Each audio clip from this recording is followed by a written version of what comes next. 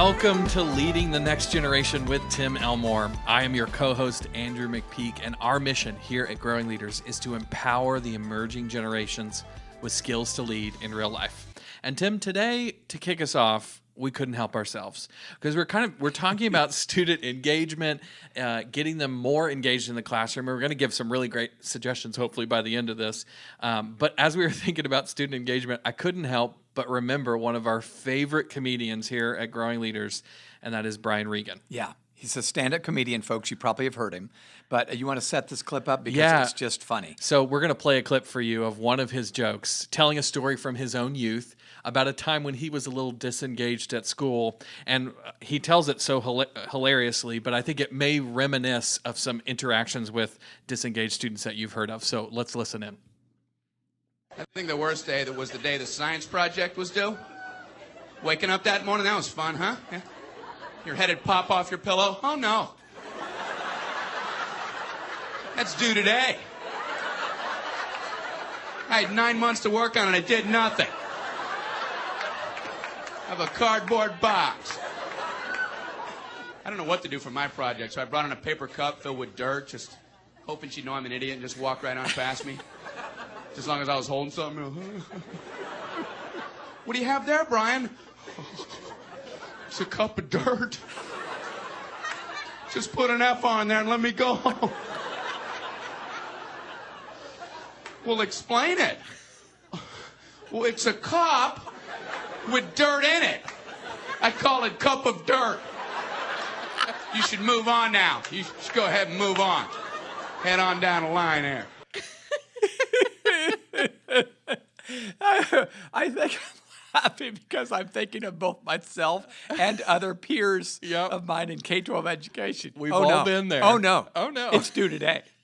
And we are so not owning what we're doing. That's really our subject today, ownership. I think back, Andrew, my growing up years, it wasn't just school. It was even after-school activities. When I didn't own something, I remained a child. I wasn't maturing. Yeah. I remember my dad talked me into having a paper route as a kid, about classic. 12 years old. Yep. Yeah. That was how you made money at 12. Uh-huh. And he talked me into it, and I said, well, I like to make money. So there I was walking or riding my bike from house to house throwing newspapers on the line. Well, that was okay, but I remember one particular Saturday, it was time to collect. You know, you collected the payment for the papers you had thrown on there for a month. Uh-huh. And I think it was cold and rainy, and I didn't want to go, and I was just watching TV, and Dad said, "You're going to collect?" I don't want to. I really don't want to, you know. Well, I didn't want to do it, but I wasn't connecting the dots. I'm not going to get my money if I don't. Yeah. So I didn't go out, and Dad didn't stop me. He just said, "All right, it's your call." Well, you know, now I'm wanting to buy something, and the money wasn't there, and I quickly realized I should have engaged. I should have owned that job I had. Yep. But I'm sure this could be told millions of times with kids all over the all world. kinds of different things. Yeah. What's funny is your dad knew, I think this is a lesson that he's going to learn from the consequences quite easily on his own. He doesn't need my help whatsoever. No words necessary. What's interesting, though, is I think a lot of times the reason for lack of student ownership is because we step in as the adult a little too often. Yeah. And I know one of the ways we wanted to kick this off is actually talking about a story you came across that is a perfect example of how there's a connection between us doing too much and the ownership that the people we're leading actually have. Yeah. So I'm sure there's lots of different people listening, but I do know you have one thing in common. You care about the next generation. I have contended for years that we have not underfunctioned, we've sometimes overfunctioned as parents, as teachers, as coaches, as employers, as nonprofit leaders, all in the name of we want our kids to succeed. So there's a story, as Andrew just said. Let me tell you this story because it's such a picture of us. So building off of an earlier patent by John Duff, General Mills, who owned the brand Betty Crocker, we've all heard of Betty Crocker cake mixes, they created their very first Betty Crocker instant cake mix in 1947. So that's a lot of years ago. Yep. Since the Great Depression and World War II were over, people were spending money again. So they thought, this is the time to unleash this new instant cake mix. So folks at Betty Crocker assumed that because they made baking easier, sales would take off. After all, the world was moving toward convenience and speed, okay? And that makes sense. It still is. Well, folks didn't buy it. I mean, it was on the shelves, this instant cake mix from Betty Crocker. They weren't buying it. In fact, so few people bought it that General Mills and the Betty Crocker folks said, we need to find out why. Wow. So they hired a psychologist by the name of Dr. Ernest Decker, who went out and started holding focus groups. Huh. In fact, I understand Dr. Decker is the father of the modern focus group. Okay. So this way back in the 40s, he's sitting down with mostly moms and housewives and ladies, because it was mostly then ladies that were doing the baking. But he was asking them, why aren't you buying the cake? And he heard feedback that was honest and clear. Huh. And when he went back to the General Mills people, he had a presentation. And here's what he reported when he returned to the company. He said, gentlemen, I think you've made the process of making a cake too simple. That's odd, isn't it? Yeah. Too simple. You've removed the customer from the process. Wow. Interesting. They don't feel that their baking experience is real, end quote. Yeah. So they said, well, what do you think we should do? I mean, we know this is the future. And Decker suggested they remove just one ingredient. So Andrew, in the very beginning, this is history for you. Well, it's history for me too, I Yeah. guess. It was just powder, just a box of powder. Add water and stir. That was the directions. And he had them remove one ingredient. Do you know what that ingredient was? It's the eggs, because It was the eggs. I've made Yeah. those cakes Yeah. in my growing up years Yeah. now. So when they made the consumer add their own eggs, sales took off. Amazing. Yeah. In fact, between January 47 and August of 48, sales tripled for this instant cake mix by making one change. Wow. Now, I don't want to borrow too much from this story, but I think it's a picture of us, Yes. the adult population today. We have so wanted our kids to succeed, the consumer, if you will. Yep. We've created our own instant cake mix in the classroom, Yes. our own instant cake mix on the soccer team, Yep. our own instant cake mix at home. Yeah. And by that, I mean we've so prescribed and structured and supervised the experience of a kid today, of a student today, that they're going, it's not mine. Yeah. This is yours, Mom. This is yours, Miss Johnson. Yeah. And again, I want to be very kind. I'm an educator too. You're an We do the same thing. We want this to go so well and not be messy. Yes. But you know what? Before instant cake mixes, we baked from Scratch. scratch. And what's messier than that? That's nothing is messier than baking, especially when I'm the one doing it. Yeah. So, fresh flour, fresh eggs, fresh milk, fresh sugar. I mean, mix it all together, and yeah, you got messes everywhere. But the cake is delicious because it's been made from scratch. Yeah. I wonder what would happen if we, the adult leader, would say, we're going to let these students learn from scratch. Now, we're going to guide them. It's not like we just turn it into chaos, but guiding them, being a guide, not a god in the classroom. We're not going to do any of this instant cake mix stuff anymore. So the lesson for us today is too many of us have turned our classrooms into the cake mix. And so I got to wonder if this is true, if there's a kernel of truth. Why do we do this? Yes. So let me attempt. I want Yeah, you to give weigh us a in few too. insights, Yeah, yeah. so here's my thought. I think I sometimes wonder, do we feel such a pressure to teach to the test? We've heard that term now for Yep. decades now. We want to get the exams right, the scores are high, so we get the funding and we get the school moving forward, not backwards in our GPA and so forth, or graduation rates, whatever we're measuring. So I think we do. We believe we need to create that cake mix that makes the process quicker, simpler, and much less messy. Just add water and stir. Yep.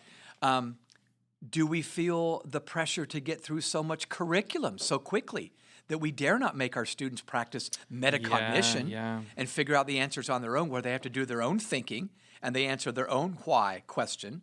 We don't have time for them to curiously explore and genuinely experiment. Yeah. And do we feel tangible pressure, I wonder, from parents to help their children find the answers, or to give them the answers sometimes, and not to add their already high stress levels? In other words, we see them so stressed out, we go, well, good God, I don't want to add to the stress, so Yeah. here's the 3 steps you should take. Yeah. Or here's the answer you should know. So here's what's interesting. I just talked about answers. Yeah. In 1954, Betty Crocker actually debuted the answer cake. That's what they called it, the answer cake. I'm not kidding. It was a cake and frosting mix, prepackaged in a pan and marketed to small families. What a name, answer cake. Betty Crocker was saying, we will do it all for you, Mr. and Mrs. Customer. Just leave it to us. Wow. Does this sound familiar? Sadly, it does. Sadly, it does. I think, this is worth saying. We have really good intentions, right? You just brought up wanting to relieve students' stress, wanting to make sure we've got them as ready as possible for that test that sadly actually does matter a whole lot for where they're going to end up. And so we work to try and make sure that we take care of all these things. And the sad reality is, in fact, lots of studies are showing this. It's not just a metaphor that we're applying here. We're actually applying a lot of research to say that oftentimes doing too much has the opposite The adverse effect. The adverse no doubt effect, about it. And just acknowledging, right, your heart is in the right place. We just got to really think about what is happening when we make the decisions that we're making. Andrew, I'll admit, I've led many answer classes. Yeah. And here's why. I'm guilty of this very thing that I'm projecting here. I love teaching and explaining things. Yes. Have you noticed that in the last several years you've been with I do too. So we're all guilty yeah, here, we're on the but- same boat here, figuratively speaking, mind you. Figuratively speaking, yes. I feel better about myself when I explain it well. Yeah. I see light bulbs go on in the faces of the students out there or the faculty that I'm training. So in my love of explaining, I realize I'm operating out of my own need. I need to feel better about myself. I need the affirmation, people clapping at the end saying, great presentation, Dr. Elmore. And I don't like that. But when I stand back and think about it a little bit, I'm wondering if I have been prescriptive in my style because I like to be the one with the answer. I like to throw the Superman cape on and fly out to Lois Don't Lane. we all? Don't and- we all? Yeah, Yeah. Jimmy Olsen. So, yeah, we're a little bit like the fitness trainer at a gym who Yes. says, I want to help you learn health and fitness, so stand back and watch as I lift all the weights for you. We're basically doing most of the work. In fact, if you're a teacher or a parent and you're listening to this right now, I would ask you, in your leadership of the students, would you say you're doing more of the heavy lifting, to use that figure of speech, Yeah. the trainer, or are they doing more of the heavy lifting? If it's balanced, you're in the right direction. If they're doing more of it, that's a good thing. Yep. A very good thing. Andrew, I laugh all the time when I think about one exchange I heard about from a teacher who said she was walking around her class as the students were working hard on an assignment, and one student stopped her and said, do you get paid? I mean, he was asking his teacher if she got paid. She says, yes, I do. And he goes, that's funny. We do all the work.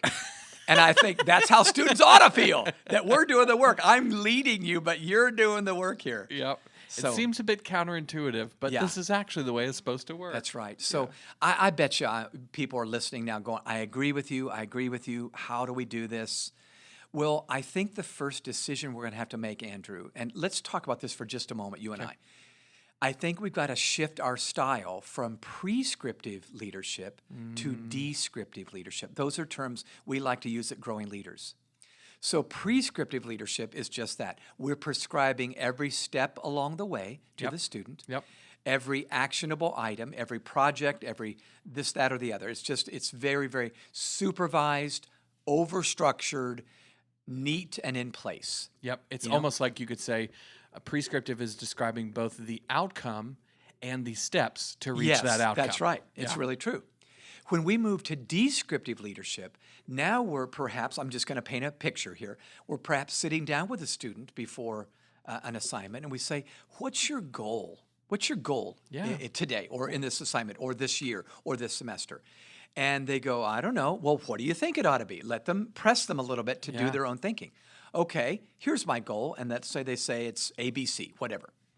Then they want to look to you because we've conditioned them to do so, to come up with the steps. And you say, well, now, what steps do you think you ought to take to Yeah. get that goal? Yeah. Well, I don't know. Well, think about it.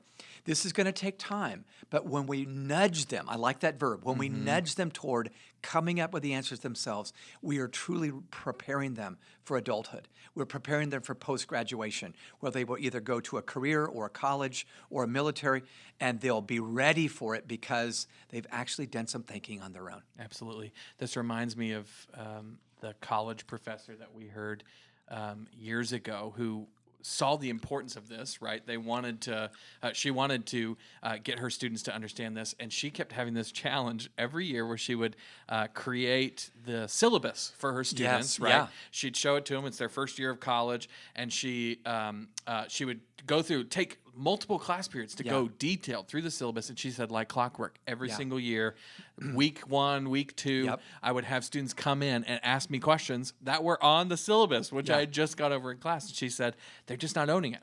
So what she decided to do was to flip the script and actually ask her students during the first couple periods of that class to actually come up with the syllabus themselves. They created the syllabus. So she'd ask them all kinds of questions like, for instance, how many tests do you want to have? Yeah. I love that question because Yeah. it's got so much weight, right? So Yeah. you say, we have to have at least one test. How many tests do we want to have? So the smart kid who thinks he's smart goes, well, if we only have to have one, let's have one, right? Yeah.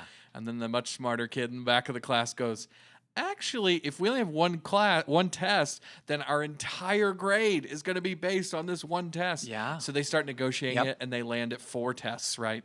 Well, it's the exact same amount of tests that the professor had on the syllabus before they went through this process. In other words, she had made a very logical, very student-oriented choice, but simply because they weren't a part of that process, they didn't see it. One thing I love that she did was she, after that, ended up breaking her classroom into pods, groups of 4, Yep. maybe 5. Yep. And pod number 1 was going to teach the class this section of the course. Pod number 2, this section. Pod number 3, that section. And she even asked the kids, what do you want to learn this year? And she wiped her brow when she told me this. She said, thank God they came up with exactly the biology stuff that I wanted to teach them. But she actually took a risk. Yeah. The point was, she wasn't just teaching to the test. She was saying, I know you're going to own your learning if you tell me what you want to learn, Yeah. and that you actually start teaching each other, and I'll guide you through what you're missing. Yes. But it's the transfer of ownership really took place. Absolutely. Like my dad saying, okay, if you don't want to collect the money for the papers, that's your on call." you. Yeah. Yeah. Absolutely. Well, yeah. And even if you can't transfer what, I know that a lot of you are like, I got 3rd graders here. Yeah, You know, I yeah. can't ask them, what do you want to learn Yeah. in math this year? You can still come to them about how. Yes, Right? yeah. How do you want to learn? We can do it this way or this Yeah, way, right? yeah. Simple decisions like that can still make a huge difference. So if you're listening and you're going, that makes sense, but is this really, really a problem today? Oh, yeah. Oh, yeah. Oh, yeah. In fact, let me, in a real quick rat-a-tat-tat sort of way, list how nearly every part of a student's life, at least that adults are a part of, is prescribed by us. So parents can be prescriptive in their leadership scheduling each day. Yep. You know, school, karate, soccer practice. Yep. And by the this, way, I'm that. driving you between all those things. That's right. Yeah, in the minivan, getting a fast food stop. Teachers can be prescriptive in their lesson plans, teaching to the test. We've alluded to that already. Yep. Coaches can be prescriptive in their instruction for practices and games. Yes. Andrew, I remember Friday night football when I was in high school, at least where I grew up. The coaches turned the upperclassmen loose. They were the quarterback Yeah. or the middle linebacker, the leader of the defensive or offensive football team. And we made the decisions. Today, you watch a Friday night football game, after the play is over, what's the student athlete do? What's the quarterback do? Look over Look sideline. at the sideline, yeah. What What's do the you- play, coach? Tell me what to do. Tell Yep. me what to do. Tell me what to do. And the reason we're that way is because we put such high stakes on the game. The coach goes, I'll get fired if I don't run this show. Yep. So again, we're stealing from the students. We're stealing. I just Vital opportunity. Yeah. Yeah. So you've heard me tell this story before, Andrew, but it's quite funny.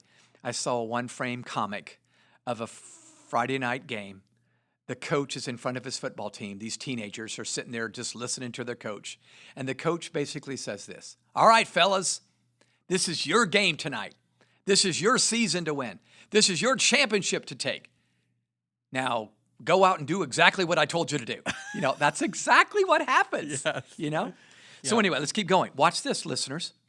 YouTube and Netflix can be prescriptive, suggesting what videos to watch next. Yeah. You just sit there vegging on the couch. It'll scroll to the next 5 video. seconds. That's all you got. You don't even have to think about it. Yeah. Yeah.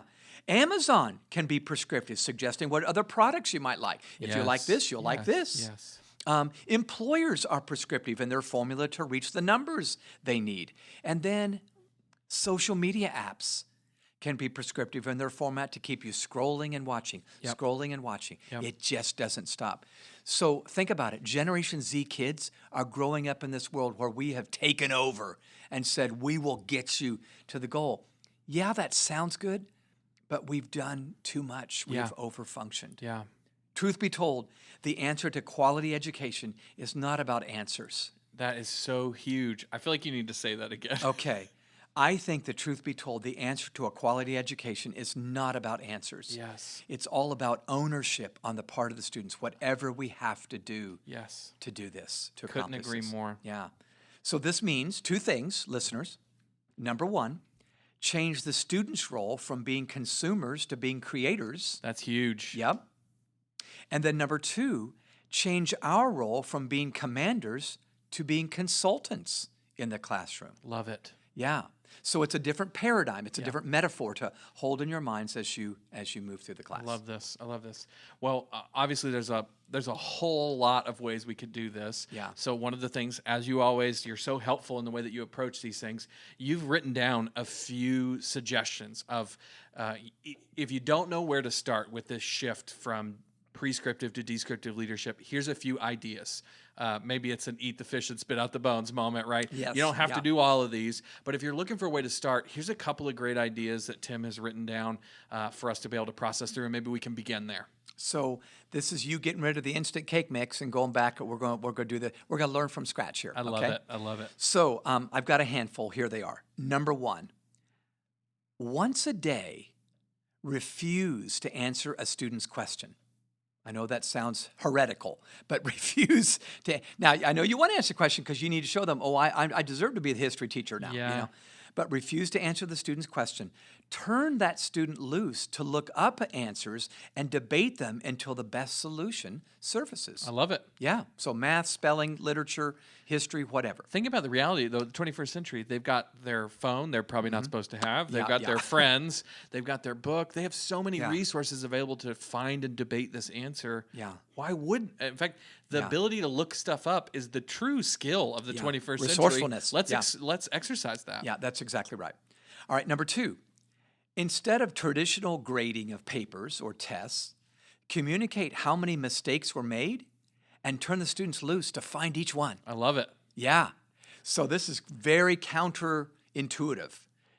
You're saying, well, there were 5 answers that were wrong. You guys find which ones. Boy, that turns everything on its ear. Indeed, it does. Yeah. You're all of a sudden you're Sherlock Holmes on this test. That's Yeah, right. I And they're love it. learning from scratch. 3, pose questions and create disequilibrium. Now, you all know what that word is. Allow for some awkward silence in the classroom as students figure out their next steps in the process. I think these students intuitively know it'll be quiet for a few seconds, but my teacher will jump in and speak up and say, well, since you don't know, here's the answer. I say, no, let it be awkward for a moment or 2 or 3 or 4, you know, and say, I'm waiting, you guys dig that. And after that happens a few times, they'll realize she is serious. He is serious. We need to do the digging here.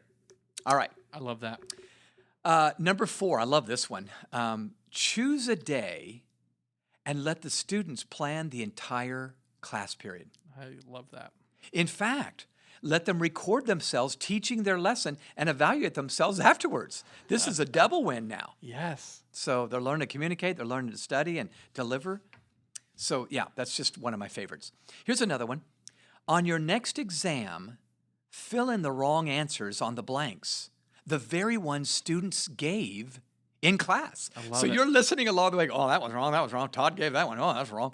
But you're and then you fill in the blanks with the wrong answers that the very ones they gave in class. And then let students grade the test and find the proper answers. So that's akin to one of the earlier ones, but it's making them do the digging. I love it. Okay? They're the archaeologist for knowledge. Here's another one, number 6. Give an assignment and allow students to collaborate on Google Docs. So we know some teachers that do this. Each one is asking questions and typing in notes that they're taking as the class period goes on, providing to help help their classmates when one of them don't know the answer. Here's what one teacher told me at a seminar. She said, Tim, when I have them all working on Google Docs, the shy ones that would never have the courage to raise their hand and go, I don't even know what you're talking about right now. We'll say, what's she talking about right now on the Google Doc they're typing? And someone goes, oh, remember last Tuesday when we talked about the ice plant or whatever, Yeah. Oh, yeah. So this is metacognition. Yeah. They're helping each other understand and gaining understanding in the process. In real time. Yes. That's awesome. So I know that some of you think, well, this doesn't mean every student's doing equal work. No, but you know what? We're in the workplace. We all chime in from our strengths and we help each other. Yes. That's kind of how life is. So it's not perfect, but boy, is that a great idea. I love it. The last one I would give you real quick is this. Introduce a real life dilemma in the world. Ask students, if you were in charge of solving this problem, what would you do? And then turn them loose to figure it out. I love it. I did this with my own kids when they were young. I'm telling you, at first they're going to come up with really silly answers. In fact, you may want to back off and make sure it's a right-sized problem they're trying to solve. If they're 12, give them one that's not for Albert Einstein. But you stretch them a bit to help them see, oh, I can do this. I'm doing some heavy lifting. My muscles are getting stronger. Yep. I can think about this and come up with answers. So that's teaching from scratch. I love that. Well, I appreciate all these insights. One of the things that you identified is actually that the story of Betty Crocker and all the things they came up with.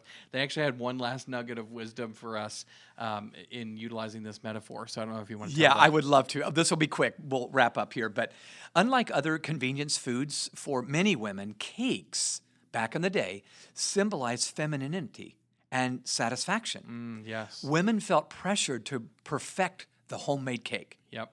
A 1953 Gallup poll ranked cake the second real test of a woman's ability to cook. Isn't that interesting? Wow. Now, granted, that's 65 years ago or so, but that was their report card. And it was behind apple pie, which was another baking thing. Of course it was. Yes, yeah, that's right. So domestic ideals split American women. Some accepted the mixes, while others clung to recipes. In the end, it was all about how consumers felt about the process. Interesting. Do you hear me, adults, teachers, parents, coaches? It was all about how the consumers felt about the process. Feeling ownership over the cake was what satisfied them. Yep, in Whatever either it was. category, yeah. That's right, yeah. So let's work. I'm just saying, let's work to make sure our students feel ownership of the learning process, whatever it is we're teaching, coach or teacher or parent.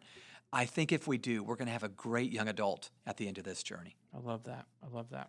Well, Tim, thank you so much for your insights today.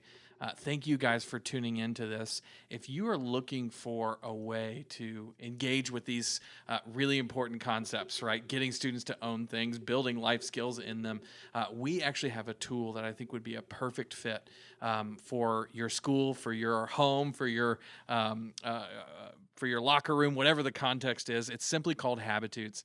Habitudes are images that teach leadership, life skills. So what we do is we take images, metaphors, and stories, and we communicate and start conversations about life skills and other different things that matter. So if you're looking for a way to build some of these life skills inside of students, I invite you to check out this tool. In fact, focus in on Habitudes for social and emotional learning. So we teach social and emotional learning skills utilizing these Habitudes. We have a middle school and a high school edition of this. If you want to check that out, find out more about it, go to growingleaders.com/SEL. As always, if you would rate this podcast, give us 5 stars on iTunes or wherever you get your podcasts, we would so appreciate it. And in fact, if you thought of somebody who might find this personally helpful, go ahead and share it with them. We would really appreciate that. Finally, if you want to connect with us online, we are at Growing Leaders and at Tim Elmore, pretty much everywhere you are. And then if you have ideas for this podcast, stuff you want us to talk about, people you want us to interview, just shoot us an email. It's podcast@growingleaders.com. We love getting those from you. Tim, thank you again for your wisdom. Thank you guys for listening, and we'll see you next time.